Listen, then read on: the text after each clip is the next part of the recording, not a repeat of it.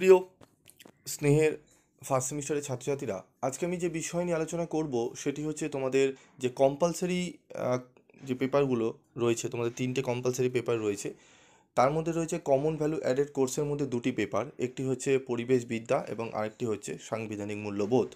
তো আজকের বিষয় হচ্ছে পরিবেশবিদ্যা। তোমাদের অলরেডি আমি কিছু মাস থেকেই তোমাদের আমি সাজেশান এবং নোটস আমি তোমাদের দিয়ে আসছি, এবং তোমরা যারা গ্রুপে জয়েন করেছো তোমাদের কিন্তু ইংলিশ এবং কনস্টিটিউশন ভ্যালু এবং ইএনবিএসএ প্রত্যেকটার ম্যাক্সিমাম 50 থেকে 60% কিন্তু আমরা ফ্রি অফ কস্টে পিডিএফ দিয়ে আসছি। তো আজকের এই ভিডিওটিও তোমরা শুনবে। এখানেও আজকেও আমি তোমাদের জন্য গুরুত্বপূর্ণ কিছু প্রশ্ন এবং উত্তর নিয়ে আলোচনা তো করবই, যে প্রশ্নগুলো করলে তোমরা অনেকটাই উপকৃত হবে, এবং তোমাদের ফ্রি অফ কস্টে কীভাবে পিডিএফ নোটস পাবে, কোথা থেকে পাবে, সেগুলো আজকে বলে দেবো। তবে ভিডিওটি একটু মনোযোগ সহকারে শুনো, কারণ ভিডিওর মাঝখানে আমি অনেকগুলো কথা তোমাদের শেয়ার করব যেগুলো তোমাদের পরীক্ষার সময় খুবই সাহায্য করবে। তো দেখো, আমাদের কমন ভ্যালু অ্যাড কোর্সে ফান্ডামেন্টাল অফ এনভায়রনমেন্ট, পরিবেশ মৌলিক বিষয়, এখানে আমাদের 5টা টোটাল চ্যাপ্টার রয়েছে। প্রথম অধ্যায় থেকে রয়েছে পরিবেশবিদ্যার পরিচয়, দ্বিতীয় অধ্যায় রয়েছে বাস্তু সংস্থান এবং বাস্তুতন্ত্র, তৃতীয় অধ্যায় রয়েছে প্রাকৃতিক সম্পদ, চতুর্থ অধ্যায় রয়েছে জীব বৈচিত্র্য এবং সংরক্ষণ, পঞ্চম অধ্যায় রয়েছে পরিবেশ দূষণ। তো আজকে আমি আলোচনা করব প্রথম অধ্যায় থেকে 2 নম্বরের গুরুত্বপূর্ণ বাছাই করা প্রশ্ন এবং সাথে উত্তরগুলো আলোচনা করব। যারা তোমরা চ্যানেলে নতুন, অবশ্যই তোমরা ভালো করে ভিডিওটি দেখবে, এবং দেখার পর আমি তোমাদের বলে দেবো তোমরা কিভাবে এই যে আজকের আলোচনা হবে এর সম্পূর্ণ পিডিএফ নোটস তোমরা বিনামূল্যে পেয়ে যাবে, সেটিও আমি তোমাদের বলে দেবো। তো ভিডিওটি প্রথম থেকে শুনতে থাকো। প্রথমেই দেখো, আমাদের তোমাদের কোশ্চেন প্যাটার্ন হয় 1 নম্বরের এমসিকিউ 10টি, 2 নম্বরের প্রশ্ন 10টি করতে হবে, এবং 5 নম্বরের চারটি প্রশ্ন। 3টে সেটে পরীক্ষা হয়, আমি আগের ভিডিওতেও বলেছি। তো যেহেতু 3টে সেটে পরীক্ষা হয় তোমাদের, তাই সাজেশান ভিত্তিক তোমরা কিন্তু যদি পড়ো, ঠিক আছে, সেক্ষেত্রে কিন্তু কমন সেরকম আসে না। যারা আমার কাছে ক্লাস করে তাদেরকে কিন্তু আমি সেইভাবে রেডি করাই, এবং তাদের কিন্তু কোনো অসুবিধা হয় না, কারণ আমাদের যে ভাবে করানো হয় সিলেবাস ওয়াইজ, সেখানে কিন্তু আমাদের 30 থেকে 40 নাম্বার কিন্তু, মানে 50-এ বলছি, মানে 75 থেকে 80% কিন্তু নাম্বার তুলে নেওয়া সম্ভব হবে। যারা ইউটিউব চ্যানেলে দেখছো তাদেরকে পুরোপুরি দিতে পারি না, কারণ বেশ কিছু ইউটিউবাররা রয়েছে যারা স্টাডি মেটেরিয়াল কিনে সেগুলো কপি করে করে সাপ্লাই করে। যাই হোক, সেগুলো আমার বিষয় নয়। আমার এখানে বিষয় হচ্ছে তোমরা যাতে পাও, যাতে উপকৃত হও, এটি হচ্ছে আমাদের মেন উদ্দেশ্য।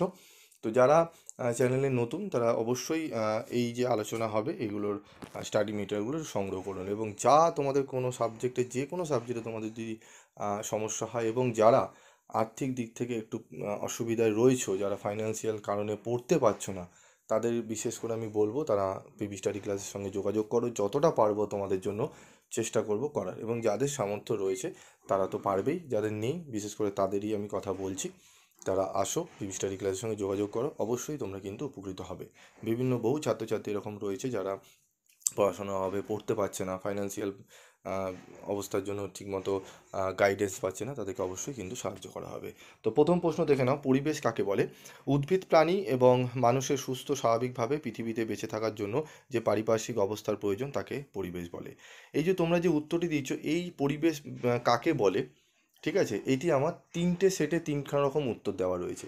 যারা একটু টাফ, মানে যারা একটু অনার্স নিয়ে পড়ছো তাদের জন্য আলাদা সে উত্তর করা রয়েছে, ঠিক আছে।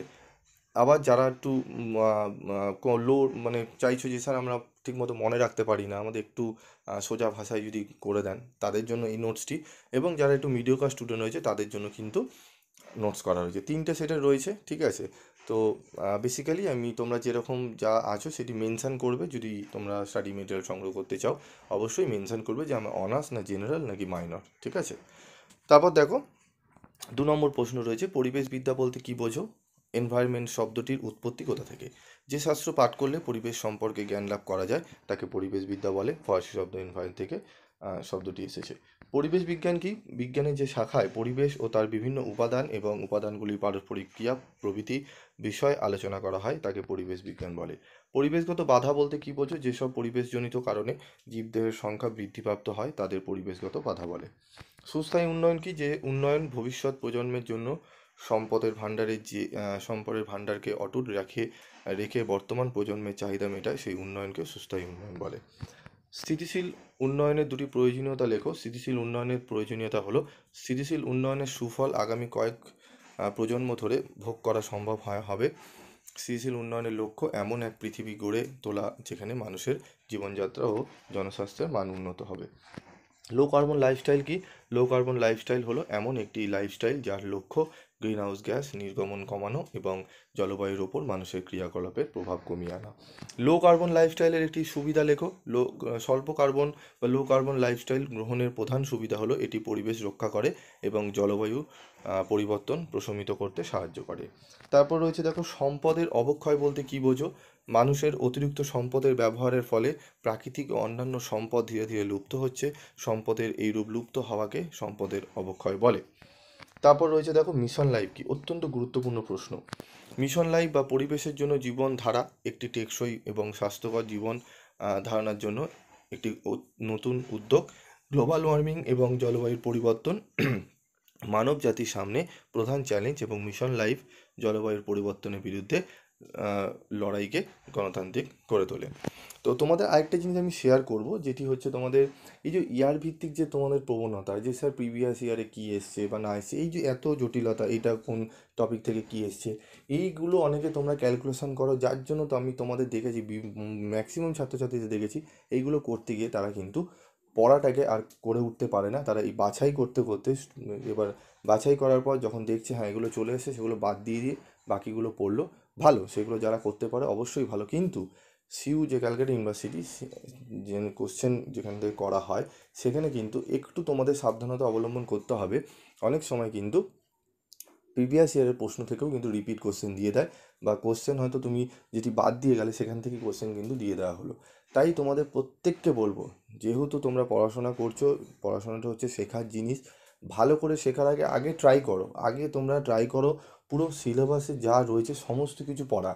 ঠিক আছে? যেগুলো প্রিভিয়াস ইয়ারে এসে গেছে সেগুলোকে একটু কম গুরুত্ব আমি একদম দেবে বলবো না, গুরুত্ব দেবে। যেগুলো এসে গেছে সেগুলোকে বাদ দিয়ে বাকিগুলো আগে পড়ে নাও, কিন্তু অবশ্যই প্রিভিয়াস ইয়ারের প্রশ্নগুলো তোমরা ভালো করে যাবে। ঠিক আছে? এবং আমার দেখবে ইউটিউব চ্যানেলে তোমরা যদি ঘাটো ফার্স্ট সেমিস্টার এবং সেকেন্ড সেমিস্টারে, ঠিক আছে, যখন পরীক্ষা শেষ হয়, পরীক্ষা চলাকালীন আমি কোনো সলিউশন দিই না, কারণ সেটা দেওয়াটা উচিত নয়।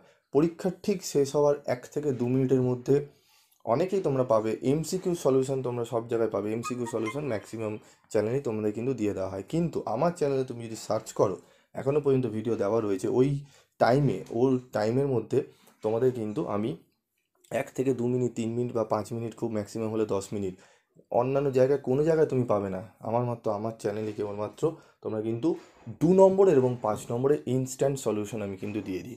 এর বেসিক কারণ কি? কারণ আমার প্রত্যেকটা চ্যাপ্টার ধরে ধরে করা রয়েছে, নোট সাজানো রয়েছে, তাই আমি সেগুলোকে দিতে পারি। কারণ আমার যেই প্রশ্নগুলো ওখানে তুলে ধরা হয় সেই প্রশ্নগুলো একদম চেনা এবং উত্তরগুলো আমার থাকে, তাই সেগুলো আমি তোমাদের সাজিয়ে সঙ্গে সঙ্গে দিয়ে দিতে পারি, যাতে তোমরা বড় প্রশ্নগুলো মিলিয়ে নিতে পারো। ঠিক আছে? তো সেগুলো তোমরা সেকেন্ড সেমিস্টারে দেখবে, এনপিএসের যে কোশ্চেন পরীক্ষা হয়েছে ইনস্ট্যান্ট সলিউশন আমি কিন্তু দিয়ে দিয়েছি। যাই হোক, তোমাদের বলবো এই যে পিডিএফ নিয়ে নোটসটি তোমরা দেখছো, এই পিডিএফ নোটসটি তোমরা কিন্তু পেয়ে যাবে। যারা গ্রুপে রয়েছো তাদের কিন্তু আমি ফ্রি অফ কস্টে আমি নোটসটি দিয়ে দেবো। যারা গ্রুপে নেই তাদের বলবো তোমাদের গ্রুপ লিঙ্ক দেওয়া রয়েছে, সেই লিঙ্কে যাও, সেখানে গ্রুপে জয়েন্ট হও এবং তোমরা সেই নোটসগুলো নিয়ে নাও। আজকের মতো এটুকুই, দেখা হচ্ছে পরবর্তী ভিডিওতে। সকলে ভালো থাকবে, সুস্থ থাকবে।